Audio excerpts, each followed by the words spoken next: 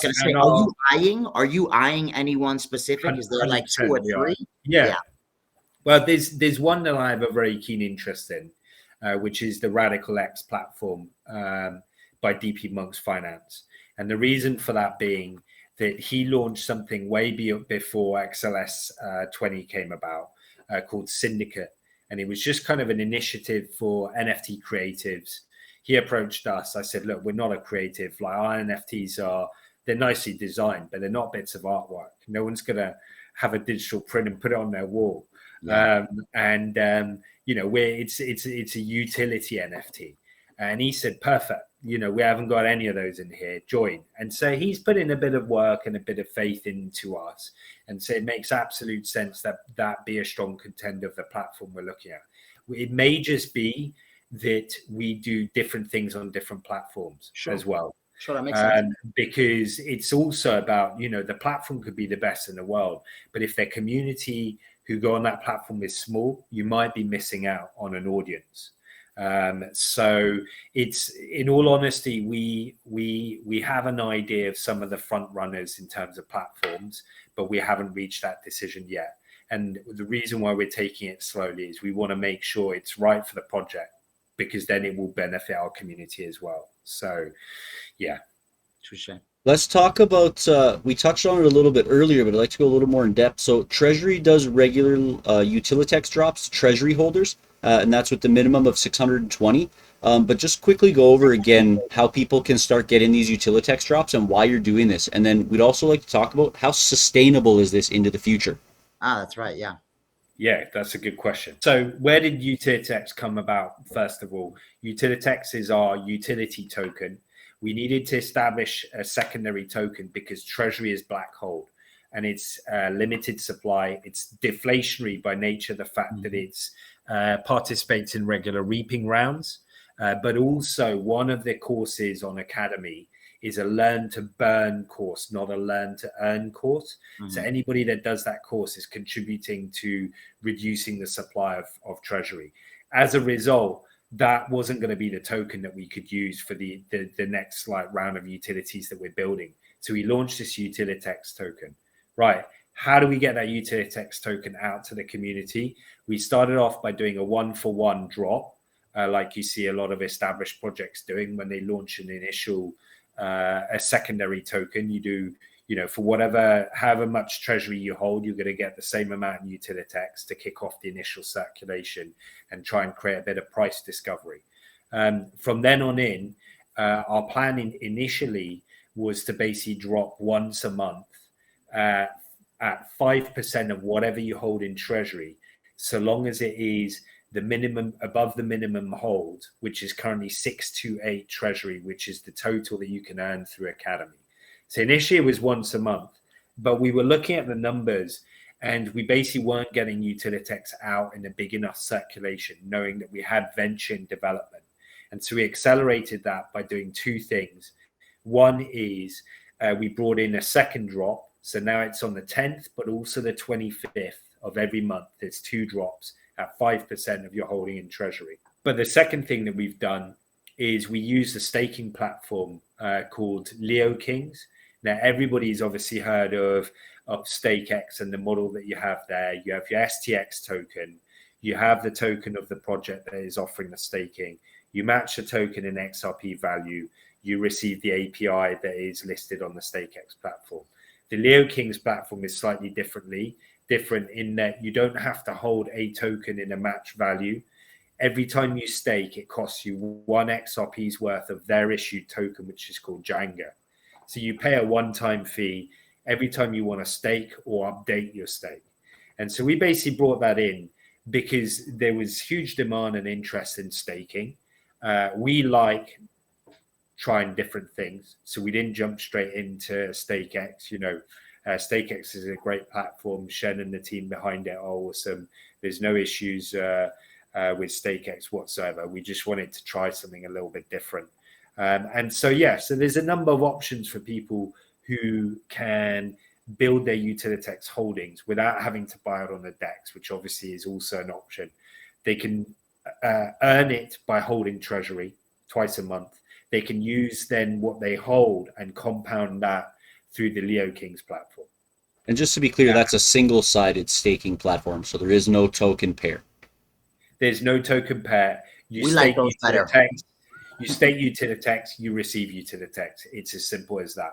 It just costs you 1 XRP's worth of their token, Jenga, every time you hit that stake button to update it because your total's changed. And let's be clear, it's a soft stake. It's not. That's it. Yeah. You're not committing your assets to anyone else. Exactly. It's not completely non-custodial. So yeah, and so there's no risk for anybody. And the reason why, so this is the way that we managed to basically build up the circulation of Utilitex, because what we didn't want is we didn't want the circulation to be too small, that basically people were too protective over their Utilitex to actually use it on venture.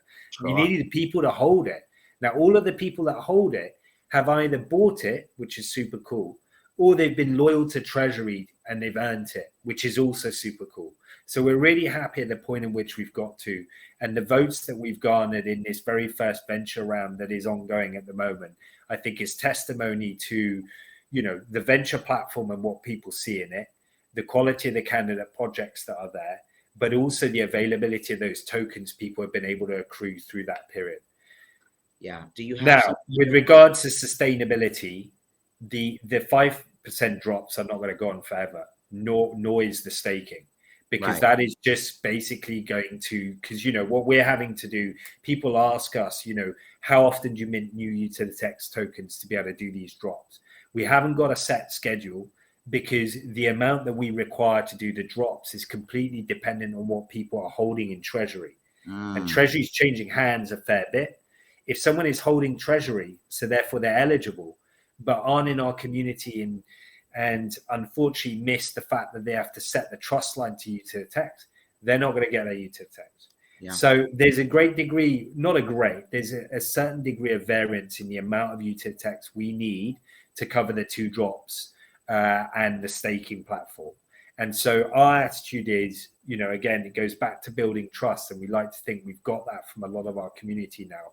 There is no value in us minting 100 million tokens at a time and having 80 million of them sat in our wallet, the distribution wallet. So we mint as and when. We tend to mint it in chunks of 25 million. When that is expended, we will then mint some more and bring that into circulation through the airdrop feature. But what we absolutely don't want to do is we don't want to hype inflate this token to the point where it carries no value anymore.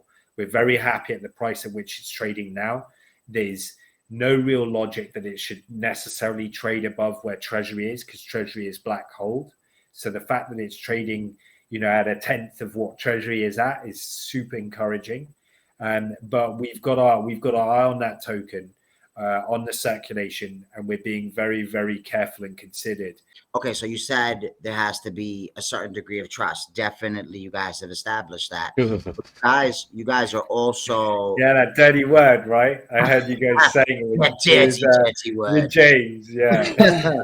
You guys have established that, but you guys are also block compliant because what's your role there again? You're the Well, I mean, so there's 2 bits on that front.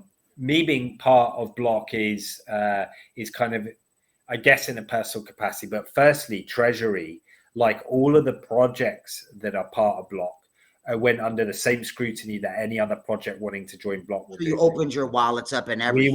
We were fully audited by the security officer. We went through the disclosure interview, and we were subject to a vote. Everybody was. Reaper was, Schmeckles was, Zoj project was, Physical Digital project was, all of them were, as are now the members that are joining. So we are treated no differently. Block is genuinely set up not with the idea that myself, Patrick, James, JT, William, Josh, all these people that have contributed their time are going to be there forever. Block is designed to work whoever is in that position. Yeah. And there is a voting structure in place such that the General Assembly can propose a vote for a change of the chairman, the vice chair, the onboarding officer, whoever. There's an ethics committee. If someone has a grievance with a project, if they've done something wrong on the blockchain, they can contact the ethics committee. that will most likely trigger an investigation. Sure. That project will then be re-audited automatically. If there's anything nefarious, they'll get booted, regardless of the position they have. And so there's real strength in the way that basically it is structured. So Treasury is a member project, is a founding member project, but I also hold the role within the board, and my role is as onboarding officer. So my responsibility is being the first contact for projects or individuals wanting to join Block. So once you go onto the website, you dive into the documents. There is a self-assessment tool on there for projects that want to kind of assess whether they might be eligible or not to join. When you do that tool, you can then click through and the information along with your contact details get sent to the Block channel, like email address, and then I will be contacting those projects back. So that's my role, and I see them all the way through the process of answering any questions about the constitution and the bylaws and the code of conduct, which these projects and individuals that join need to commit to abide to as part of the requirement. You're saying individuals too. How does that work? You mean So individuals? you can join. So there's two examples of people that are members of Block and also board members, but don't run a project. There's JT and there's Fred Rispoli. So Fred is, he runs his law firm, but he's not there as a project. He's there as himself. And JT, runs a YouTube channel, but he doesn't run a project. So Block is also open to individuals with a skill set and an expertise that they could bring that makes them eligible. So unfortunately, it's not open just to the general public. Mm-hmm. It needs to be something that basically is considered to serve a greater purpose as part of the General Assembly. So you can join as an individual, you can join as a project, depending on if you can bring value. If you can bring value of some sort. And I basically carry that process right the way through until I do the onboarding video call with that project or the representative of that project or that individual. I ensure that they are happy with all the documents, that every question that they had has been answered.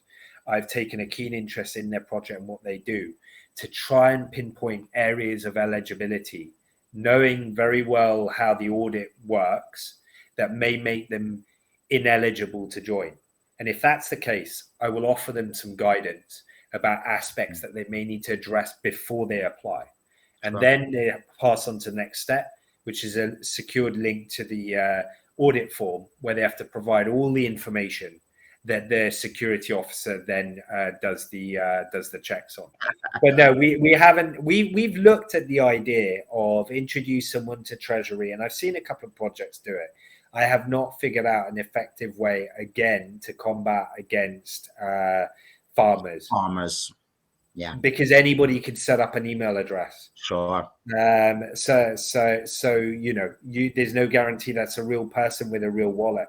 And it's too easy a mechanism. So it was too big a risk, because the way we see it is every single time Treasury token or Utilitex goes to a farmer, farming the airdrops or the reward distributions or farming Treasury's academy, and then they dump it on the chart. The people buying in, as in our community buying in, are basically offering them the exit liquidity.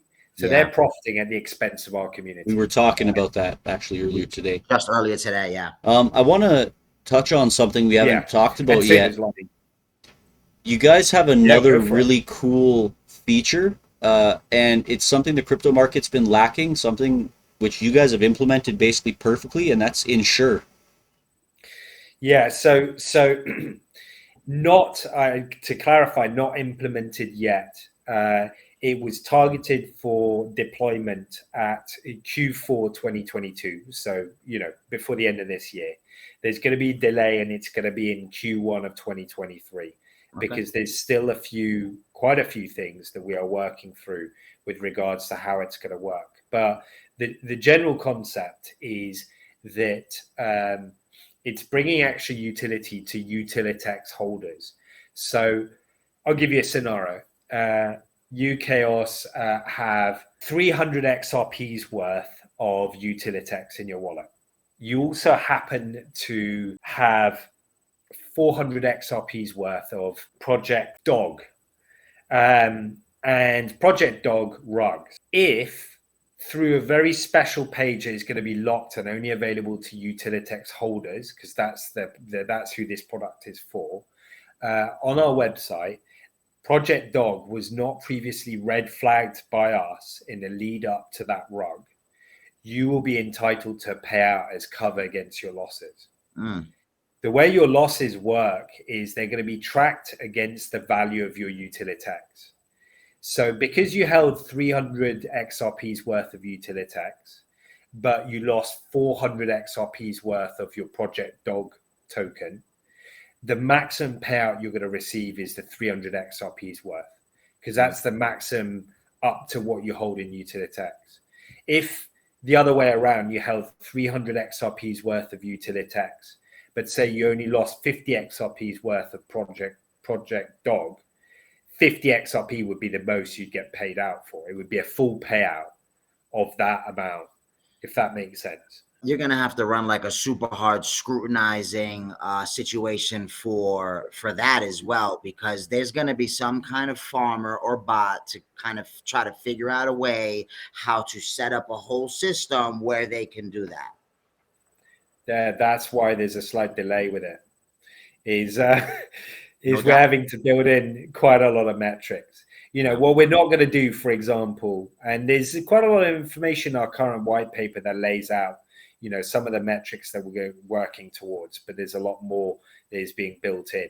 But for example, if you look at the classic kind of pump and dump kind of scam that happens, if we were to take the value of the token at the point just before it rugged, that wouldn't be a fair valuation of that token in that project. Because what often happens is there is that steep curve up, and then there's that deadline, you know, in those hard rugs. So if it's a project that we fail to identify and flag to our community, then taking out that top point isn't a fair valuation. So one of the things we're looking at is what is a fair window to establish an average valuation of that token prior to the rug event, basically. So there's a whole number of things. You know, people will not, for example, be able to go and rush out and buy a load of Utilitex because they've just been rugged. They need to have held it for a minimum qualifying time. You know, it's like, you know, it's a bit of a morbid topic, but you can't get life insurance and then die the following day. I don't think any of those will pay out because there's qualifying criteria, and that's what we're working on. Because unfortunately, whenever there's a product or the opportunity of a little something, there's going to be some very clever people out there who are going to want to try and game it. These guys sit and they plan, bro. They're like the evil genius kind exactly. No doubt. So we'd like to think, again, you know what? I would like there not to be a reason for having insure. No doubt. We should need something like that. But until there comes a time where we see the rugs drastically reduced, which I'd like to think Block will contribute to doing. Is there a way to check the metrics on that? Is there a way to check the metrics, like how many rugs there are a month? I am sure someone out there will have done some data. There is a guy on Twitter called Rug Pull Doctor. So that could be something that you want to check out. Is it for the XRP Ledger? I'm not 100% sure. I know he deals with lots of rug pulls though. So yeah, there'll be people out there that will have, you know, who love statistics. Yeah. But I mean, to be honest, we've all seen one just in our time, and one is too many. Yeah. So until there is a time where it's not necessary, we're gonna have a look at this. And one of the things that's also delaying is we are looking at some of the previous rug pulls to basically strategize what the outcome would have been, because we also need to think about what it's going to do to the Utilitex token. If we're having to basically inflate it to do a huge payout following a massive rug. And we're also looking at a very big number of avenues that we can use to populate the data to establish whether that project should be red flagged on our internal page or not. So I don't know, for example, if you've been on XP Market, I They've love already got HODL some, market. Yeah. so they got some basics on there. If you're holding a token that hasn't been active for 30 days, Yep. it flags it up in orange. Twitter account too. Yeah.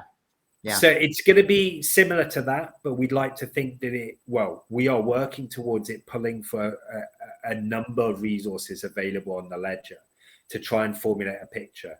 There's also going to be the opportunity for Utilitex holders only, because that page will be locked to holders of Utilitex only because it's a product for them, to basically notify us on any intel on any project. And we will have someone whose job will be to go and verify intel and basically suggest a rating change on that project. That's not published publicly. That's not the purpose of it. It's something for our community of holders. Sure. And we have to draw a line of what is the acceptable risk with regards to insurance. Exactly the same with your household insurance. If you're building a house literally on the edge of a cliff, you may be comfortable with it.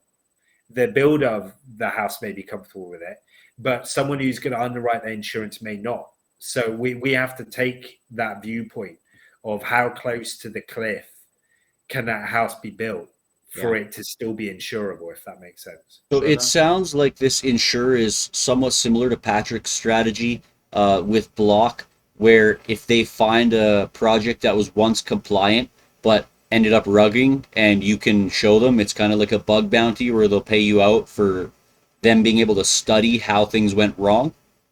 Yeah, so with that, no, I think in the launch Block AMA that we did, I remember Patrick dropping this, and what he did is he incentivized, because we've spent so much time looking at scenarios to try and see whether previous rugs could have got through the process and effectively become a member.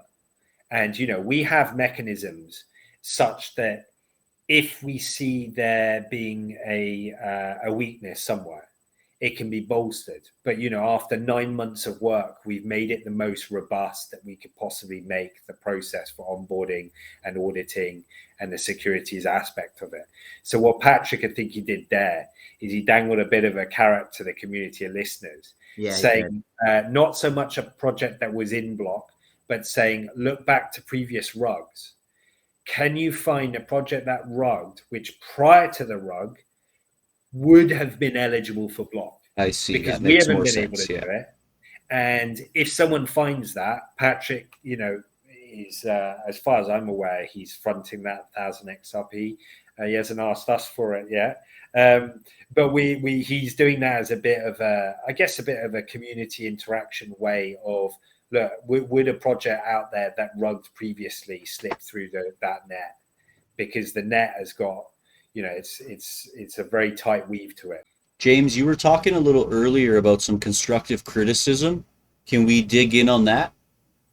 Yeah, no, I was mentioning earlier, about before you even jumped on, about the tweet that was getting a little bit of traction with this individual named Chris Thompson, Big C Jat. He's some negative comments pertaining to the Block stuff. You want to touch on that a little bit?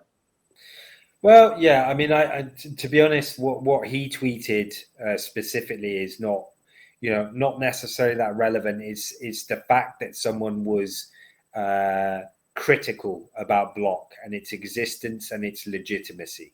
Yeah. And so, there's no genuine value.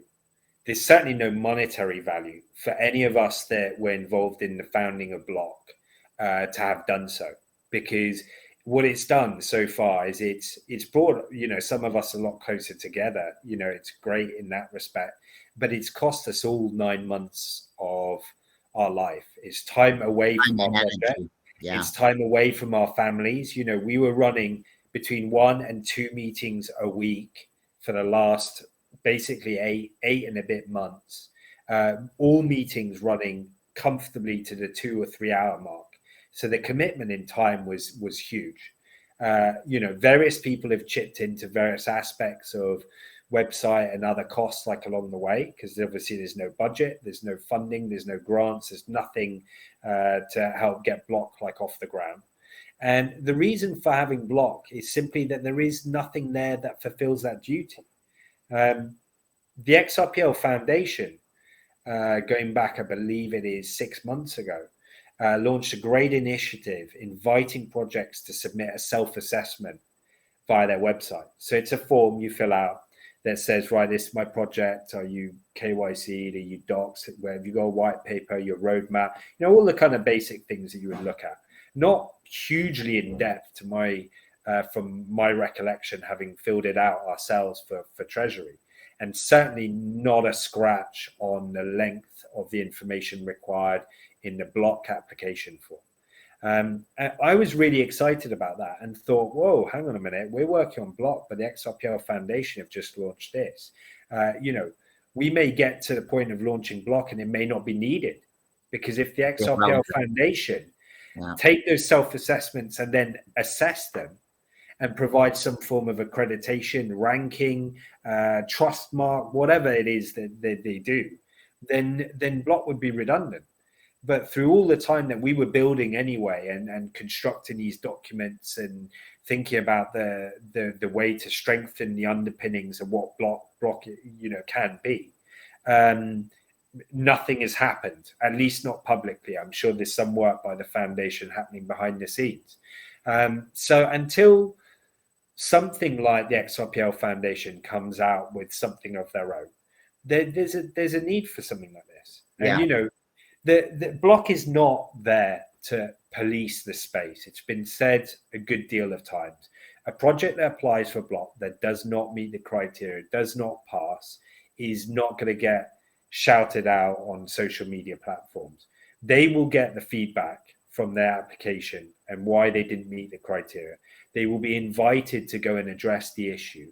And if they want to reapply, they would be very welcome to reapply. So wholeheartedly, it's to basically nurture the space. It's to shine a light on the good projects. Yeah. It's to shine a light on projects that have been shown to have gone through a level of scrutiny and a process that is publicly, you know, it is published. It's publicly out there. Like the whole metrics of how projects are assessed through Block, it is all on the website. So, you know, people may choose to judge the process, judge the forms, judge the strength or the depth of it or whatever. That's down to each individual to see what they consider to be value, whether Block brings value or not. Projects are wholeheartedly encouraged to apply to join Block.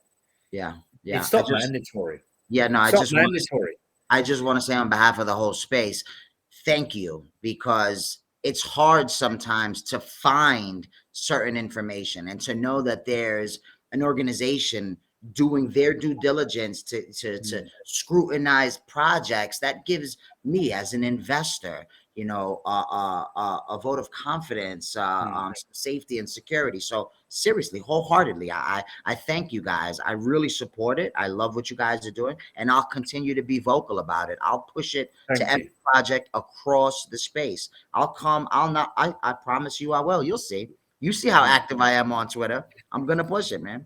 But yeah, I really appreciate that. And it's, and again, you know, the idea for doing this was not to try and hustle position or earn ourselves credibility or whatever. I did not need Treasury to be in Block for Treasury to be considered to be a credible project, no doubt, like, and a reputable project. And, you know, there's probably some people out there who probably don't consider Treasury to be reputable, credible. That's, you know, each to their own. And in fact, the emphasis needs to be put. People need to do their research, but not enough of that. No. Exactly. But in a space that completely lacks anything that less experienced people can maybe consider leaning on, we thought we'd try and put our energy to something good, you know, and it's as simple as that. Not everybody will subscribe to what we're doing, and not everybody will appreciate the legitimacy. It's not a case of legitimacy or not. If you've looked at basically the founding documents, you've looked at the onboarding process and the securities process involved. I would like to think that there would be few people that wouldn't consider it for its robustness. Absolutely. And the depths to which projects have gone in through the scrutiny, so to speak. So yeah. You mentioned Ripple before, right? I want to get your perspective on this whole Ripple SEC debacle. Listen, we know like what the general consensus is, but what's your personal perspective on this situation? My personal perspective is, you know what, you go down rabbit holes so easily when you go on social media with Ripple. I mean, what was it last week? It was like the whole debacle of is there a private blockchain and a public blockchain, and there's just every week there is new information. Why is this happening? Because people are tired. People have been have effectively seen their investments held hostage for too long, and so people are losing a nerve. You get on one hand, you get the kind of the sort of the Schiller army that do no favors to people by suggesting that it's going to go to 5,000 or 48,000 pounds or whatever, because that's creating unrealistic expectations of what is likely to happen. And then on the other hand, what you're seeing lots of conspiracy theories, because, and I understand why they're coming about, is because if you look at it on paper and if you read the documents, we shouldn't be where we are now. No way. It should not have taken this long. So as much as I am not a huge conspiracy theorist, I got to tell you, something doesn't smell right. It's hard not to think that there might be something bigger at play here that we are just too unimportant to basically be made privy to. But the writing is on the wall at this stage of the game. Yeah. And what else can you say? What else can you say?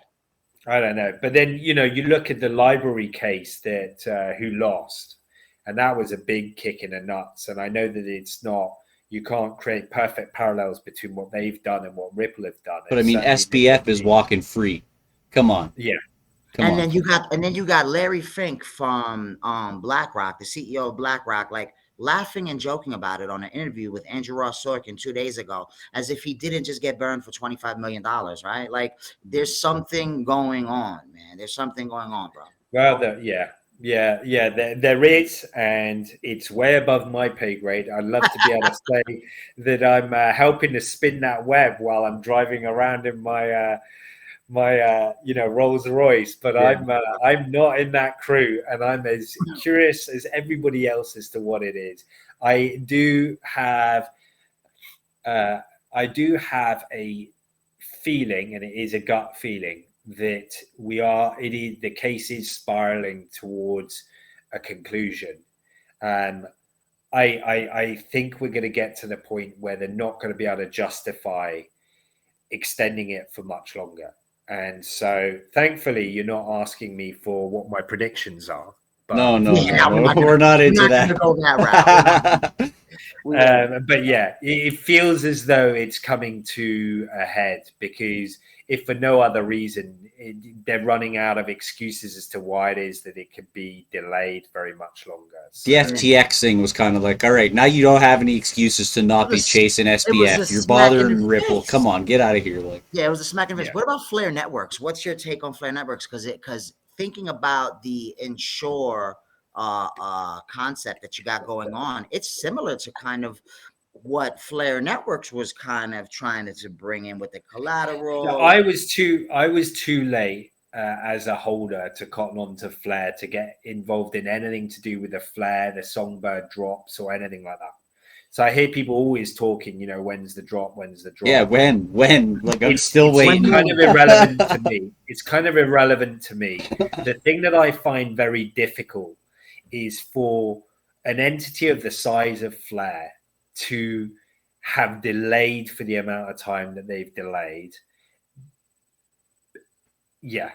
I don't want to say I don't want to say incompetence is way too strong, but no, because there's an issue in competency there. If nothing else, very, very poor PR and communications, because people get given a date, and then basically it's 2 days before that date that basically you find out that there's a delay again. I'm gonna agree with you on that. There's something not cool about that, but think about it for a second. This is my thoughts right now. The lawsuit is still going on, and I think there's so much money that has gone into the development of what they're doing there. I think they kind of go hand in hand, and that's why it keeps getting pushed back, honestly. So you think they want the win by Ripple to have as catalyst for launch? Yep. Interesting perspective. I mean, they're not an XRPL project, so but they started through the funding of Ripple to bring smart contract capabilities to the XRPL. True, yeah. Yeah, I mean that's a very plausible theory. But I mean, why don't there wouldn't be any harm in them saying that though? Yeah. Now. Well, there's a lot of VCs involved. There's a lot of money. There's a lot of money tied up. I don't think there would be. I can't see the drawback of them saying that basically they will launch. Everything's in place, and they will launch the day the lawsuit. I mean, what an explosion that would be! Wow. Talk about catalyst for XRPL related. XRP and Flare catalyst, side gigs, whatever else for Flare to launch officially on the date the lawsuit ends. I don't know. I just think they lack the marketing. Marketing and communications is where the letdown is. As for how much of what they've done and deployed and is ready for deployment is actually done, no idea. I think I speak for a lot of participants in the Flare Finance ecosystem and say I hope it works out, but at this point, it's disappointing. Well, Flare Finance is technically a DApp, right? So it's really Flare Networks that has just continued to kind of push back over and over, because Flare Finance is basically operable, right? It's running. You got Songbird going on there, and then you got a bunch of other things happening, right? But that's another dead project, right? Like, you see the chart? Have you looked at the chart? Yeah, and I mean, look at the NFTs, right? The NFTs are super down too, anyways, regarding that whole thing. So yeah, I think they were bleeding the project. I think there's been some people bleeding that project out. So yeah, I mean, I definitely think there's definitely some communication issues with the community, but I also think there's a lot of people with a lot of money wrapped up in Flare Networks. I'm a part of that Mickey B. Fresh Patreon group, and that guy does such crazy deep dives. Like, he went into some really in-depth stuff with breaking down what's going on with the money and the drops, and they're holding these people back for this amount of time. So there's a lot of people looking to get paid on that situation. Yeah, I mean, the issue is, well, when something is delayed as much as it is and the stakes are so high, what you're unfortunately going to get is you're going to get people wanting to shill it really hard, not because they believe in it, because they need to see movement on the charts to offer them their exit liquidity. Yeah. That, unfortunately, and that's the classic thing that, the classic kind of bugbear of sort of influencers who have been shown, time and again to do, which is that they shill this 1,000 times gem, but they bought 3 months ago. Yeah. And their shill is to pump the token so they can get out. Yeah. So they're selling whilst they're telling all their community to buy it.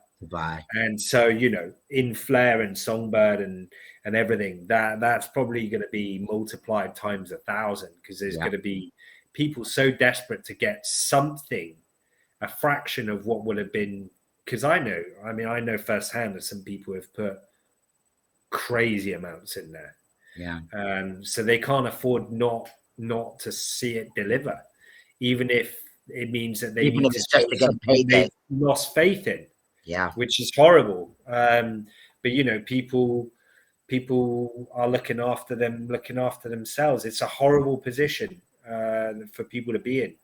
Yeah. They've hedged funds that they can't afford to lose. That's And now kind of one of the number one rules, though. You should never invest more than what you're willing to lose. And too many I people, know. but that goes down to Yeah. doing your own research. Too many people are just like, YOLO, dog token.